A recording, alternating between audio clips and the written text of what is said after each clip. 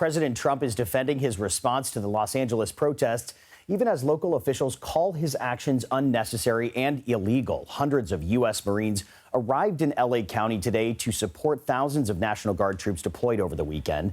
There are currently about 2,100 National Guard troops on the ground in the Los Angeles area, along with 700 active duty Marines.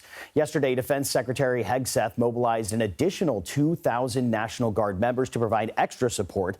A Pentagon official says the cost of deploying the troops would be about $134 million.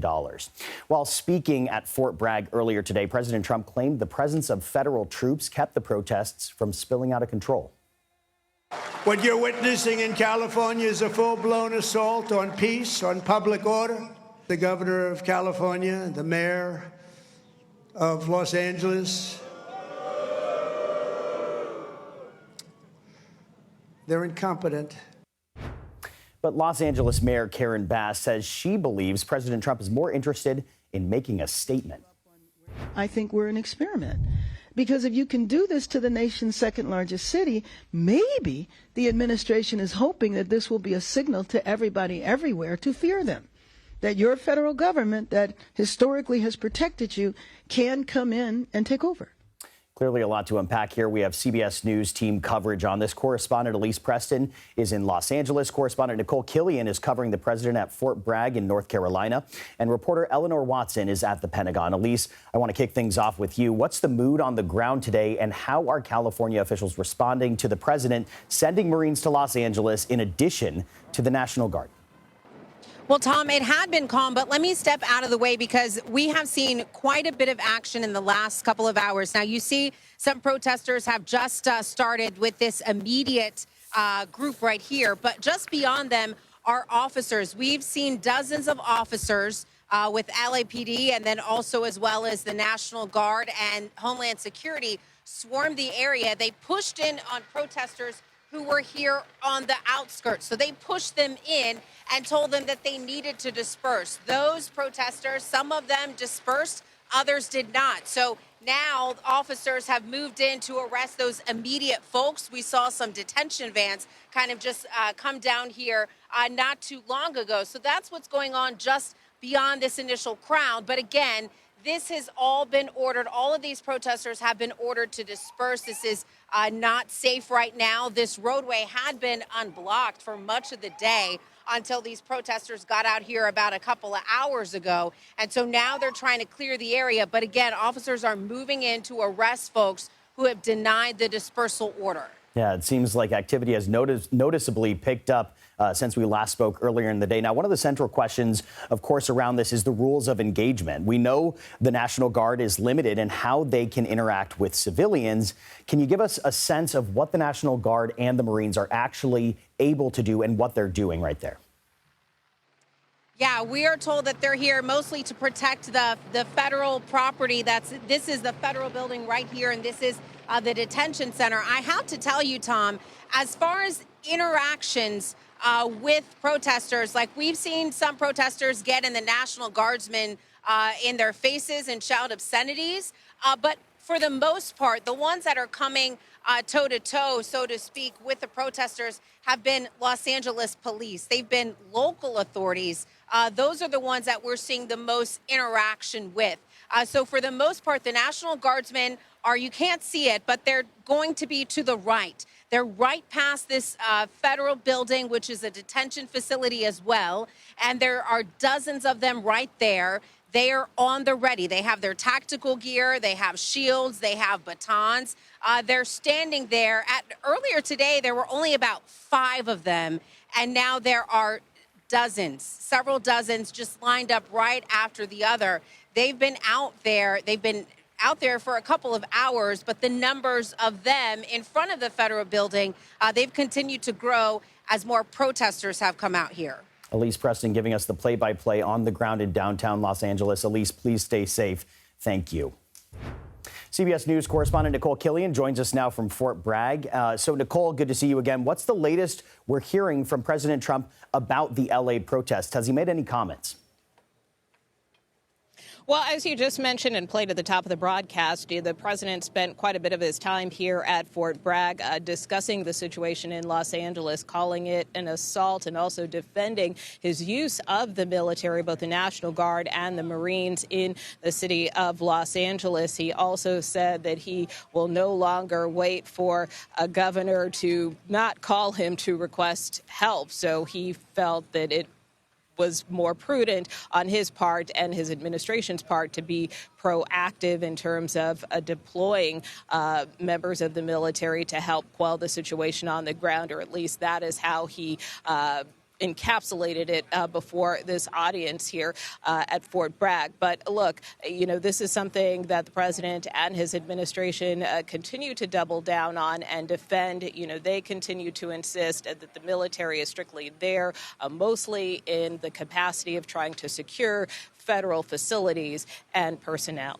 To your point, we heard Elise say that she hasn't witnessed herself any real engagement between the people who have been deployed, the soldiers that have been deployed, and the civilians there. But that could obviously all drastically change if the Insurrection Act is invoked. So, Nikole, what are the chances of something like that happening?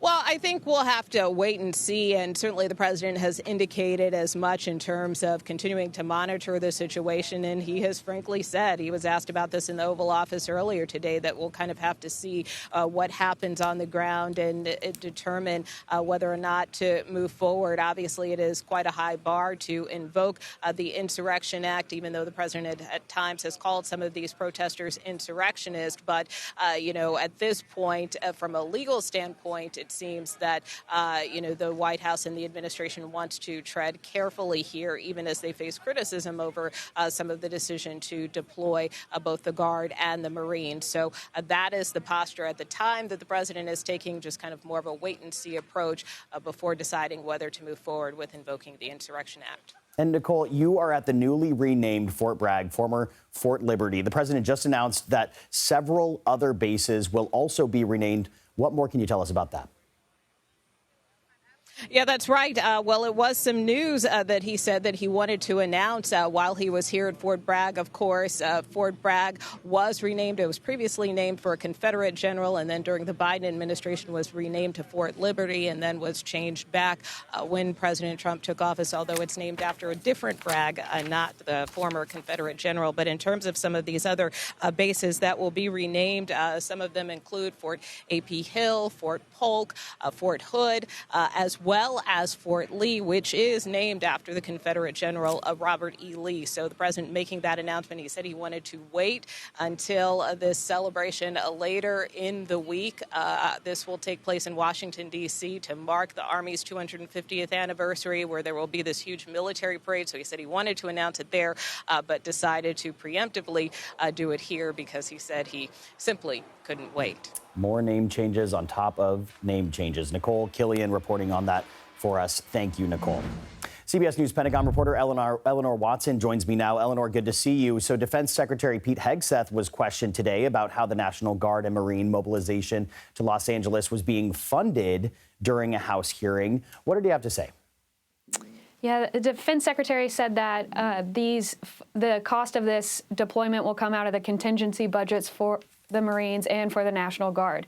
The comptroller, who was sitting next to him and who is more deeply invested in the budget, was more specific, said that it'll cost a total of $135 million for food, for lodging, for travel, and that money will come from the contingency allowance in the operation and maintenance accounts that both the Marines and the National Guard have. So the Pentagon is saying that this is not new money they're spending. They already had this money, but they are now spending it at a time when the federal government across the board is making sweeping cuts to missions, to programs, and to people. Obviously, Defense Secretary Hegseth on the Hill today made the case that the Pentagon thinks that the deployment of 700 active duty Marines and now 4,000 members of the California National Guard is essential, even as leaders in California are saying that military presence is not necessary. And Eleanor, this weekend, the U.S. Army is set to mark its 250th anniversary with a parade in Washington, D.C., which also coincides with President Trump's 79th birthday. Do we know yet who is paying for that? Now, this is the Army's big festival, big parade for its 250th birthday. They have been planning this for almost 2 years now, at least the festival part of it. The parade was added on earlier this year. In total, the festival and parade on Saturday are expected, according to Army officials, to cost between $25 and $45 million. Now, that is not the total cost, because the Army has also committed to paying for any damage that the over 60-ton tanks will inflict on the roads of D.C. They expect minimal damage, but the Army has committed to paying for that. Last week, the Army Secretary Dan Driscoll, when confronted with the price tag, said that in his mind, it's worth it, because he expects to see a recruiting jump after recruits see the story of the 250 years of the Army. Yeah, all of this happening to the backdrop of the protests in Los Angeles. We'll have to see how it all unfolds. Eleanor Watson for us from the Pentagon. Eleanor, thank you.